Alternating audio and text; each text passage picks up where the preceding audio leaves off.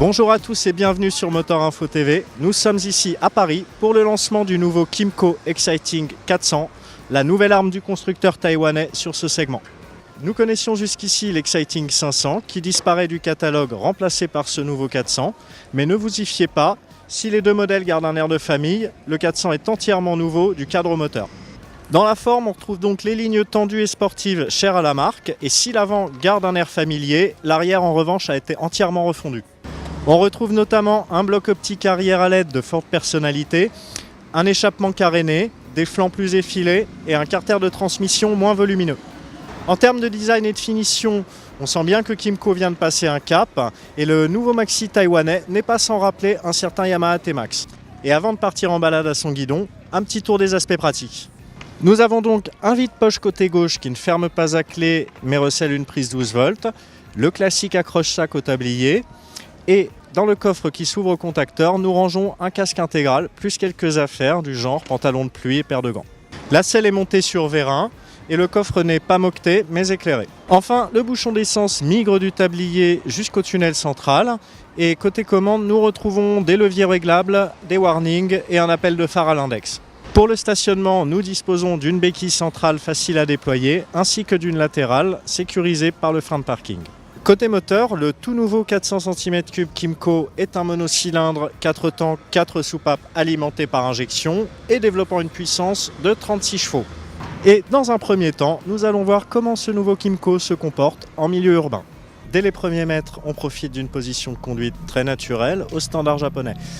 On a donc un guidon à bonne hauteur, de la place pour les jambes et une selle suffisamment effilée dans sa partie avant pour pouvoir poser les pieds au sol sans problème. On constate cependant une certaine fermeté de l'assise, compensée, il est vrai, par les réactions prévenantes des amortisseurs sur les petits chocs. À l'épreuve de la ville, maniabilité et équilibre sont tout à fait convaincants malgré un gabarit plutôt valorisant.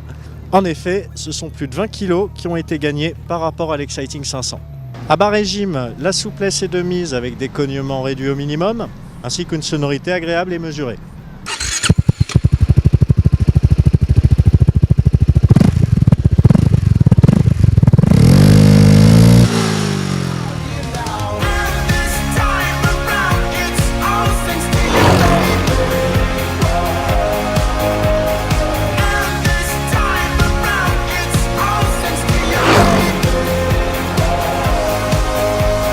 Après une matinée en ville au guidon du Kymco Exciting 400, nous sommes partis battre la campagne toute l'après-midi. D'ailleurs, le soleil est en train de se coucher et il va être temps pour nous de rentrer et de vous livrer nos impressions sur cet essai.